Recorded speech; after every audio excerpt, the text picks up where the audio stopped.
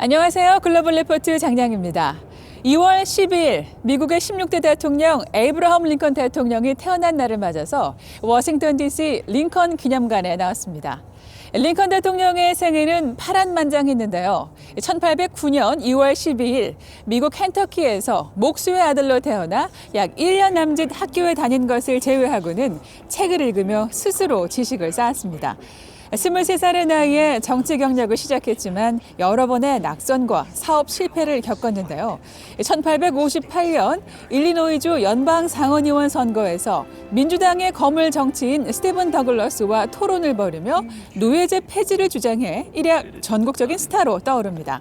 덕분에 1860년 대선에서 대통령에 당선되고 노예 해방과 남북전쟁 승리 등 굵직한 업적을 이루지만 1865년 두 번째 임기에 들어간 직후 극장에서 암살범의 총탄에 맞아 생을 마감합니다.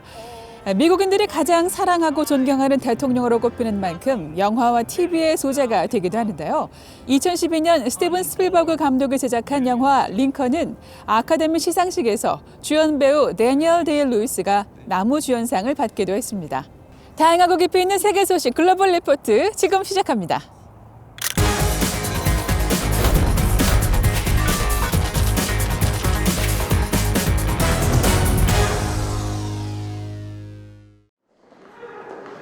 도널드 트럼프 전 미국 대통령에 대한 미국 상원의 탄핵 심리가 지난 9일 시작됐습니다.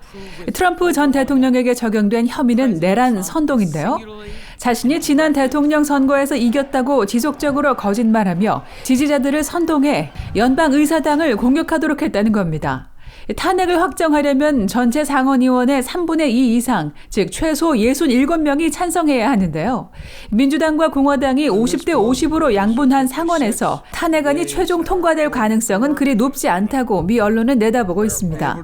한편 조 바이든 대통령은 이 문제에 관해 상원에서 결정할 일이라며 개입하지 않겠다는 뜻을 내비쳤습니다. 미얀마에서 군부 쿠데타에 항의하는 대규모 시위가 잇따라 벌어지면서 이번 주 주요 해시태그에 올랐습니다. 미얀마 군부가 양곤과 만달레이 등 주요 도시에 계엄령을 선포하고 집회 금지와 야간 통행 금지령까지 내렸지만 시민들은 이에 불응하고 며칠째 불복종 시위를 이어가고 있는데요. 여기에다 미얀마에서 존중받는 불교 승려들과 일부 경찰관들까지 시위에 합세해 군부 쿠데타를 규탄하고 나섰습니다. 급기야 군대가 시위대를 향해 실탄을 발사했다는 소식이 전해지며 유혈 사태 우려가 점점 커지고 있습니다. 히말라야 고산지대에서 일어난 갑작스러운 홍수로 200여 명이 실종되는 재난이 발생해 이번 주 주요 해시태그에 올랐습니다. 사고가 난 곳은 인도 북부 우타라칸두주 해발 7,816m의 난다데비산 국립공원 지역인데요. 이상고온으로 고산지대 빙하가 붕괴되면서 강상류 댐을 무너뜨렸고 여기에 쏟아진 급류가 인근 마을과 도로, 다리 등을 덮친 겁니다. 전문가들은 여름이 아닌 한겨울에 빙하가 녹은 점에 주목하며 이번 사고의 원인을 지구온난화로 지목했는데요. 인도 당국은 현재까지 실종자들 수색 작업을 벌이고 있습니다. 북서유럽에 10년 만에 폭설이 내려 이번 주 주요 관심사에 올랐습니다. 갑작스러운 폭설과 영하의 날씨로 겨울왕국이 되어버린 독일 베를린의 모습입니다. 영국 런던에서는 분수대가 꽁꽁 얼어붙을 정도의 강추위로 시민들이 옷을 두껍게 껴입었습니다. 비교적 따뜻한 해양성 기후의 네덜란드에도 폭설이 내려 정부가 적색경보를 발령했는데요. 시민들은 추위를 반기는 분위기입니다. 네덜란드 북부 프리슬란트주의 얼어붙은 강과 운하를 따라 200km를 일주하는 아이스스케이팅 대회가 열릴지도 모른다는 기대감 때문인데요. 이 대회는 24년 전인 1997년에 마지막으로 열리고 따뜻한 겨울이 계속돼 지금껏 열리지 못했습니다.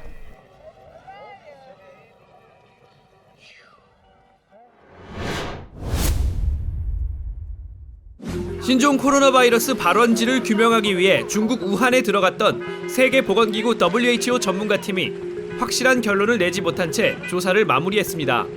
코로나 바이러스 감염증의 진원지가 우한이라는 증거는 찾지 못했다는 건데요.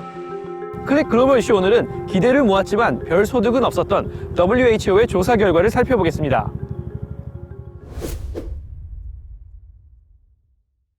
Could have taken a very long and convoluted path involving also movements across borders, travels, etc. before arriving in the Huanan market. WHO 조사단은 지난 9일 약 4주에 걸친 조사 끝에 그동안 감염의 진원지로 지목되어 온 우한의 수산시장은 최초 발원지가 아니라고 밝혔습니다. 우한에서 첫 유행이 시작할 무렵인 2019년 12월 바이러스가 다른 지역에서도 이미 나타났기 때문인데요. 조사단은 신종 코로나 바이러스가 박쥐나 천산갑 등 중간 숙주 동물을 여러 번 거치면서 사람에게 전염 가능한 단계로 진화했다고 분석했습니다. 根据目前的资料，无法来判定这个病毒是如何引入华南市场或其他市场的。 또 도널드 트럼프 전 미국 대통령이 제기했던 우한 바이러스 연구소의 바이러스 유출 가능성도 거의 없다고 결론 내렸습니다. 함께 조사를 실시한 중국 측은 오히려 바이러스가 외국산 수입 냉동식품을 통해 중국에 들어왔을 수 있다며 다른 나라들도 조사를 진행해야 한다고 주장했는데요. WHO 조사단도 일부분 동조하는 듯한 모습을 보였죠. We also have to do much more into understanding the possible role of the cold chain, frozen products, in the introduction of the virus and over a distance. 하지만 과연 WHO의 전문가들이 중국에서 독자적인 조사 활동을 할 수 있었는지에 대해 의문이 많이 남았습니다. WHO의 전문가들은 이미 중국이 분석하고 정리해준 자료들에만 의존해야 했다며 분명히 한계가 있었다고 말했는데요. I would have to rely on the huge amount of data that has been analyzed and presented to me, but I've not had the raw data as would be the case in most other countries in the world. 이 때문에 이번 조사 결과를 신뢰할 수 있느냐는 비판이 벌써부터 나옵니다. But I wouldn't want to be conclusive yet about any sort of cooperation that the WHO may or may not have received from China. We will work with our partners and also draw on information collected and analyzed by our own intelligence community to evaluate the report once we've received it. WHO 부총장을 지낸 한 전문가는 이번 조사에 각자의 목적이 있었을 것이라고 지적하는데요. We should have to recognize that out of this mission, both sides, both China and WHO, hope to get some brownie points. So China is going to want to come out, avoiding blame. WHO, for its side, wants to look like it is exerting leadership. 코로나의 정확한 기원을 밝히기까지는 앞으로도 많은 시간이 걸릴 것 같습니다.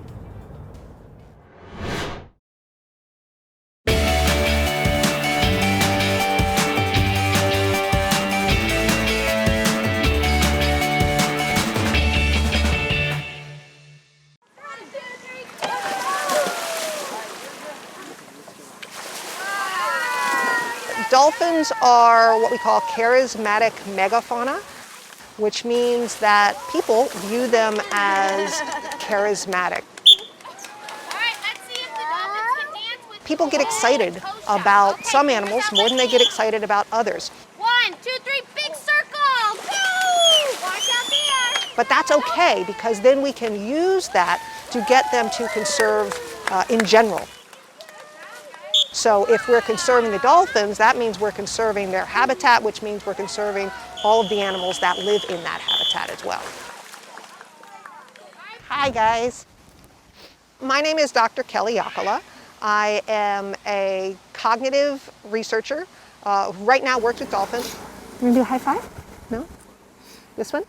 You can't really reach. I know it's hard to reach up here. For other people, they might get inspired by the dolphin's beauty or their athleticism, etc. I know! Very nice! I know! Oh, you want to come play too? What do you think? For me, it was watching them think. Wow, now it's your turn?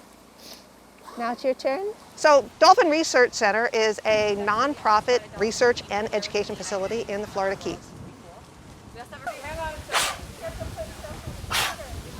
And there are a number of questions that you can't answer in the wild. You'll see situations where they seem to be cooperating. They seem to be doing the same thing at the same time.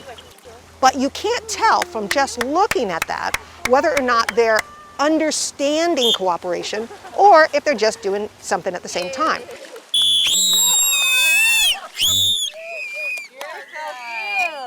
Alrighty, you guys ready? Any sort of facility has to have a way of supporting their animals.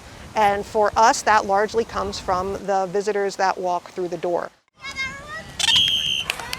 One of the big roles that marine mammal facilities play is getting people to make a connection in order to conserve and then care. And it's that moment of connection that's the start of conservation mindedness. You know, it's fine to give people information. Information is great, but that information is only useful if people care enough to actually go out and do something. You guys want to kiss for the camera? Are you ready? Can you do some kissing for the camera? Oh, you're kind of behind each other.